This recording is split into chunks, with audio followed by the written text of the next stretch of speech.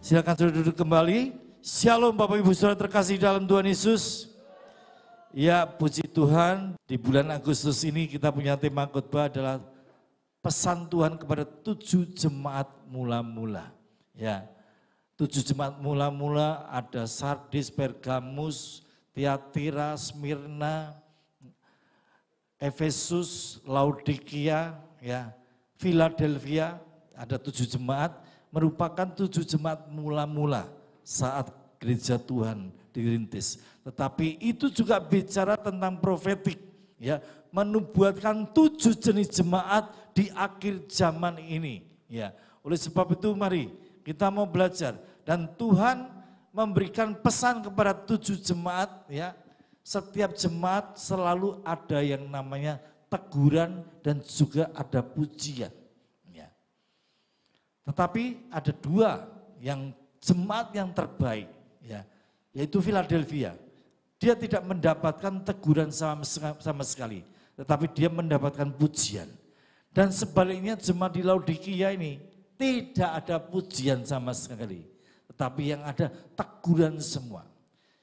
Pagi hari ini kita akan membahas jemaat di Laodikia. Oke, cepat saja kita buka, kita baca Wahyu 3 ayat 14 sampai dengan ayat yang ke-22. Wahyu pasal 3 ayat 14 sampai 22, demikian firman Tuhan. Dan tuliskanlah kepada malaikat jemaat di Laodikia, inilah firman dari Amin, saksi yang setia dan benar, permulaan dari ciptaan Allah. Aku tahu segala pekerjaanmu, engkau tidak dingin dan tidak panas. Alangkah baiknya jika engkau dingin atau panas. Jadi karena engkau suam-suam kuku dan tidak dingin atau panas, aku akan memuntahkan engkau dari mulutku. Karena engkau berkata, aku kaya dan aku telah memperkayakan diriku dan aku tidak kekurangan apa-apa. Dan karena engkau tidak tahu bahwa engkau melarat dan malang, miskin, buta dan telanjang, maka aku menasihatkan engkau supaya engkau membeli daripadaku emas yang telah dimurnikan dalam api, agar engkau menjadi kaya, dan juga pakaian putih supaya engkau memakainya, agar jangan kelihatan ketelanjanganmu yang memalukan.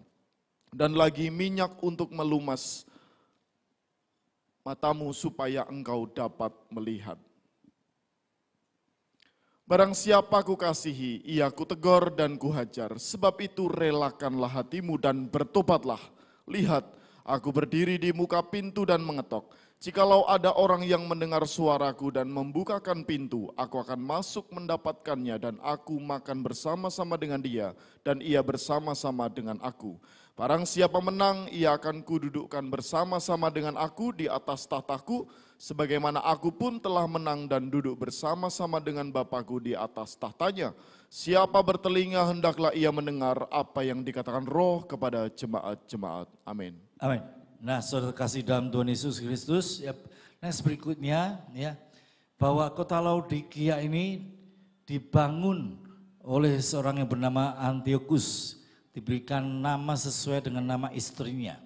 Dan merupakan kota Laodikia merupakan pusat bisnis, pusat perdagangan, ya, pusat keuangan, ya, perbankan di abad pertama. Bahkan seorang konglomerat yang namanya Cicero pada waktu itu, ya, menanamkan uangnya, ya, di kota Laodikia, ya. Dan juga kota Laodikia ini terkenal dengan produsen kain wol yang sangat bermutu pada abad pertama, ya.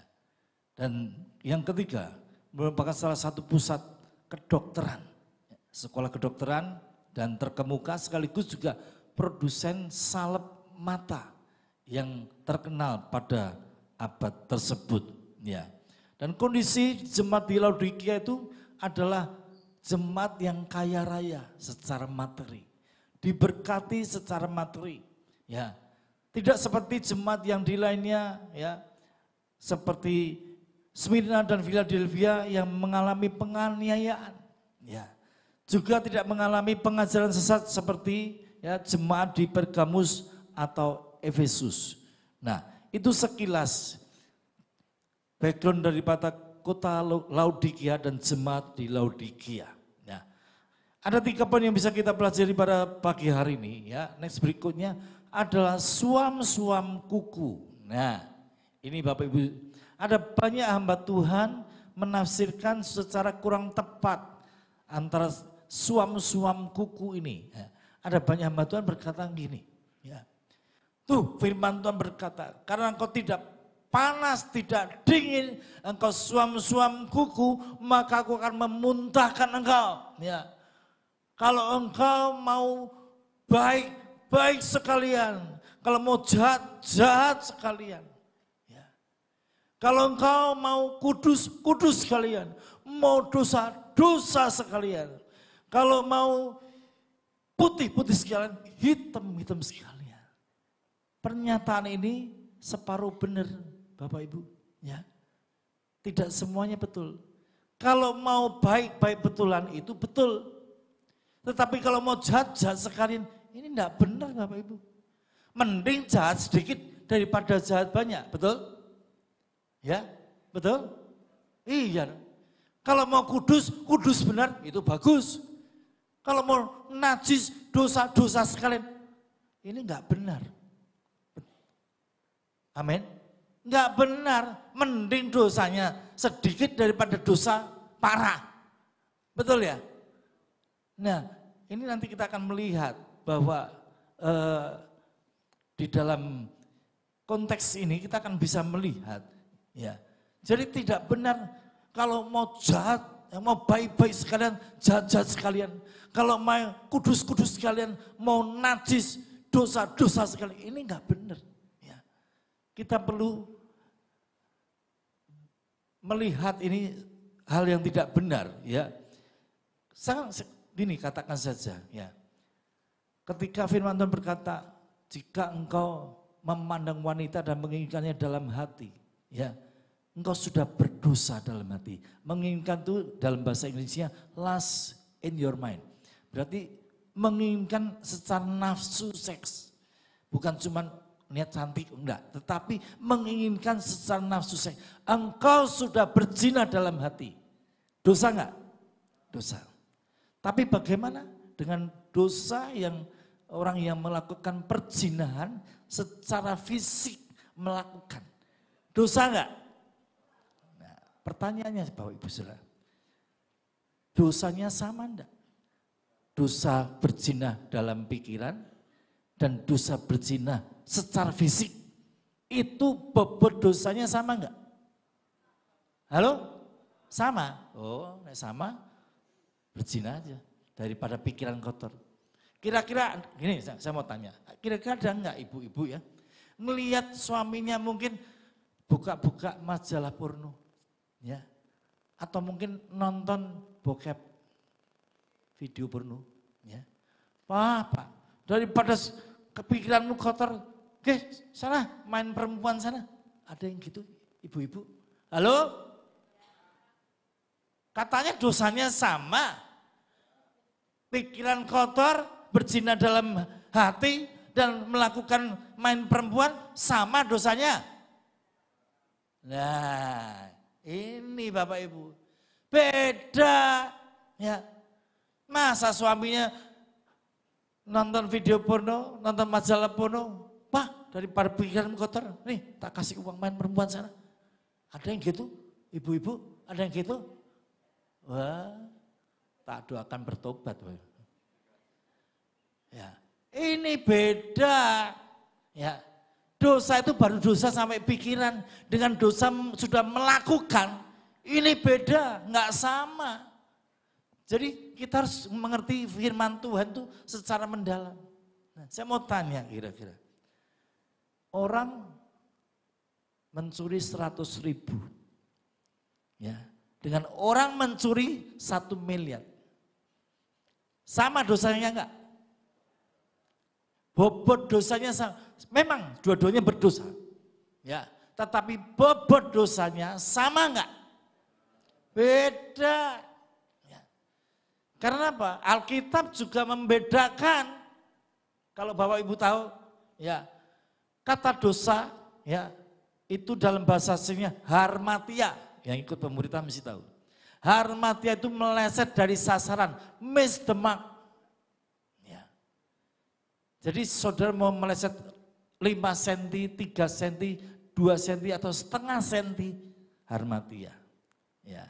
Tetapi ada dosa yang dikategorikan anomia, paranomia yang artinya kejahatan. Makanya di Matius pasal 7 ketika Tuhan berkata, aku bernubuat demi namamu, bukankah aku mengadakan mujizat demi namamu, maka Tuhan berkata, enyalah kamu sekalian pembuat kejahatan. Ya, bukan orang berdosa, tetapi pembuat kejahatan. Jadi beda kategori. Ya. Kalau orang berzina dalam hati, itu harmatia. Ya. Tetapi kalau orang sudah melakukan perzinahan secara fisik, itu namanya anomia, paranomia, kejahatan. Kalau orang mencuri 100.000 itu harmatia. Tetapi kalau orang mencuri 1 miliar bisa-bisa dilaporkan polisi. Betul? Kalau cuma nyolong 100.000 nggak ada sih yang akan melaporkan ke polisi. Paling-paling kamu kok ambil uang saya 100.000 itu enggak benar loh. Paling-paling gitu. Ya. Beda dosanya Bapak Ibu Saudara. Enggak sama kategorinya. Harmatia dengan anomia atau paranomia, kejahatan. Saya percaya semua kejahatan itu dosa. Tetapi tidak semua dosa itu kejahatan. Nah kita belajar. Kita kembali ya kepada suam-suam kuku tersebut. Ya. Oke, next berikutnya. Nah, saudara perhatikan ayat yang ke-16. Jadi karena engkau suam-suam kuku dan tidak dingin atau panas, aku akan memuntahkan engkau dari mulutku. Nah, ini hati-hati, menafsirkan ayat ini tidak sembarangan. Ya, banyak hamba Tuhan berkata, ngomong gini, ya. Karena engkau tidak panas, tidak dingin, engkau suam-suam kuku, maka aku akan memuntahkan engkau. Loh, tuh Tuhan, kalau engkau tidak panas, tidak dingin, engkau suam-suam kuku, maka engkau akan ditolak oleh Tuhan. Nanti dulu. Tuhan itu mengasihi anak-anaknya. Yang percaya katakan amin. Mengasihi domba-dombanya. Kalau dombanya itu salah jalan, dicari. Bukannya dibuang. Ya, bukannya dimuntahkan, wah kamu panas dingin ya, kamu hidupnya suam-suam, wah saya muntahkan, wah dibuang. Enggak seperti itu. Tuhan yang kita sembah, Tuhan Yesus mengasihi saudara dan saya. Yang percaya katakan amin. Dan dia tidak akan pernah membuang orang yang datang kepadanya. Itu ada ayatnya Bapak Ibu. Ya. Jadi Tuhan tidak pernah membuang kita. Nah seringkali hamba Tuhan punya persepsi yang menurut saya salah besar. Tuhan tidak pernah membuang saudara dan saya. Yang percaya katakan amin. Karena dia sudah rela mati di atas kayu salib. Masa sih sudah jadi anaknya berbuat dosa dimuntahkan? Enggak. Makanya kita harus mengerti kalau menafsirkan ayat ya, kita harus belajar benar-benar. Nah, kita lihat dulu ya. Oke. Nah, pada abad pertama terdapat 3 kota di lembah Likus. Ya. Yang letaknya tidak terlalu jauh satu dengan yang lain. Kota pertama namanya Hierapolis. Ya. Itu terkenal dengan memiliki sumber mata air, sumber panas yang banyak mengandung vitamin, mineral, dan lain sebagainya. Kota kedua adalah Kolose. Ya. Terkenal memiliki sumber air dingin yang murni dan menyegarkan. Dan kota ketiga adalah Laodikia. Nah, kota Laodikia tidak punya sumber air sendiri. Mereka mendapatkan aliran dari sungai, dari Hierapolis, dan sungai air dingin dari Kolose. Dalam perjalanan, ya sungai itu mencapai kota Laodikia. Ya. Tadinya yang sumber air panas dari Hierapolis sampai di Laodikia, akhirnya sudah tidak lagi panas. Demikian juga sumber air dari kota Kolose ketika dia berjalan mengalir sampai di Laodikia tidak lagi dingin. Itu maksudnya. Ya. Jadi ketika kedua mata air itu yang panas dari Hierapolis sampai ke Laodikia sudah tidak lagi panas, tapi mulai hangat. Demikian juga air dingin dari Kolose mengalir sampai Laodikia, ya tidak lagi dingin lagi, ya. Dan sudah karena perjalanan yang jauh, kedua air mata ini kehilangan vitamin, kehilangan mineralnya, sehingga oleh orang-orang Laodikia, ya air itu tidak diminum, minumnya pakai aqua. Belum ada aqua ya. Ya. Tidak diminum oleh orang Laodikia, ya. Terus dipakai apa? Dipakai kumur Bapak Ibu, ya. Diminum maksudnya dimuntahkan itu dipakai kumur terus dibuang gitu loh Bapak Ibu. Jadi bukan Tuhan membuang umatnya itu enggak. Ini kesalahan besar hamba-hamba Tuhan yang mengartikan seperti itu. Kalau engkau suam buku, maka Tuhan akan memuntahkan engkau ditolak Tuhan. Enggak gitu. Tuhan yang kita sembah adalah yang mengasihi kita dengan kasih tanpa syarat, kasih sempurna. Enggak akan membuang kita. Ya, jadi konteks ayat ini nih memuntahkan itu dipakai kumur, ya, karena sudah kehilangan mineral dan vitaminnya, tidak panas tidak dingin, ya sudah ubik dipakai kumur, ya, artinya itu Bapak Ibu. Nah, kenapa? Nah, apa yang bisa kita pelajari dari situ? Ya. Hal ini berbicara ketika air tersebut mengalir sampai ke Laodikia yang panas menjadi hangat-hangat dan kehilangan vitamin dan mineral. Dan juga yang dari sungai, dari air mata sumber air dingin dari Kolose sampai ke Laodikia tidak lagi dingin lagi. Ya, dan juga sudah kehilangan vitamin dan mineralnya. Apa artinya? Ya. Nah, next berikutnya. Artinya bahwa air tersebut, kedua sumber air tersebut sudah kehilangan nilai gunanya. Terjadi yang namanya kemerosotan rohani pada jemaat Laodikia. Yang mungkin pada awalnya mereka punya hati yang sungguh-sungguh. Pada awalnya mereka memiliki roh yang menyala-nyala dalam melayani Tuhan. Tetapi berjalannya waktu, jemaat di Laodikia karena dimabukkan oleh berkat-berkat yang berkelimpahan tersebut. Mereka kaya raya, tidak ada yang miskin. Ya. Mereka pengusaha-pengusaha. Ya. Tetapi kekayaan mereka membuat mereka lupa bahwa mereka mulai mengalami penurunan kualitas rohaninya, mengalami penurunan imannya.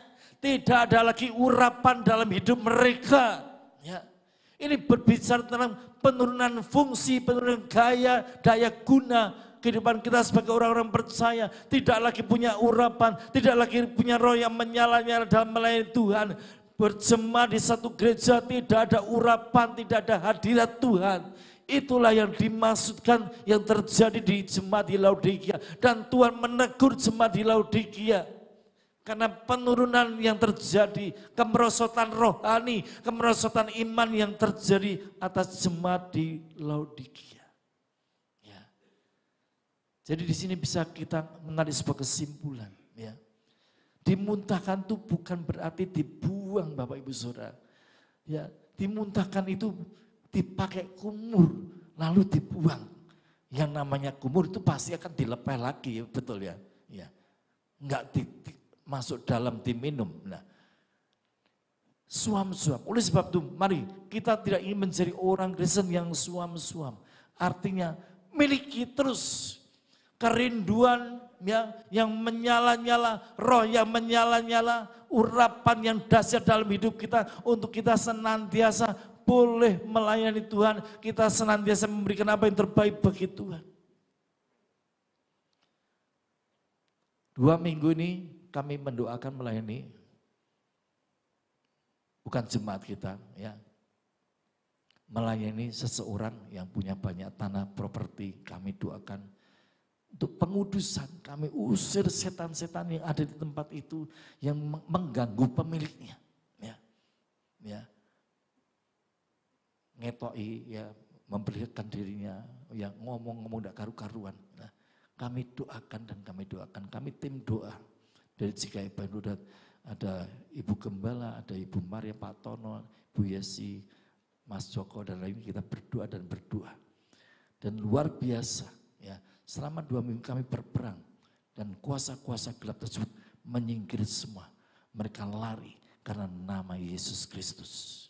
Karena urapan itu membakar mereka sehingga mereka tidak tahan dan akhirnya mereka pergi.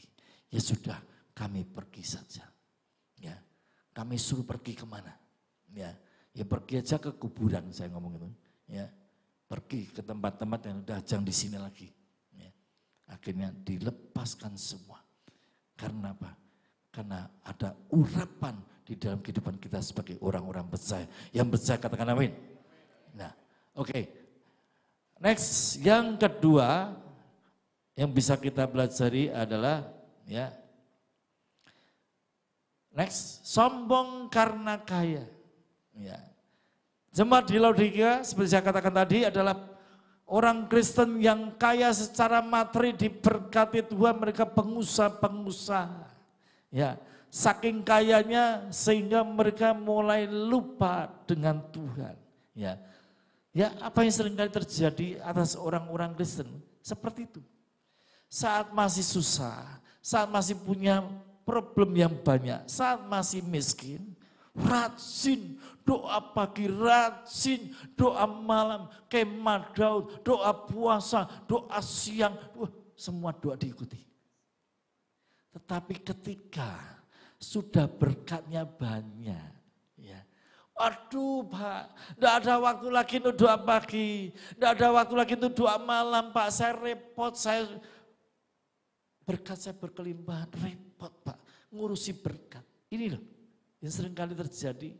Ya, harusnya ketika saat susah, saat kita masih miskin, di kekurangan, akhirnya Tuhan berkati karena kita berdoa.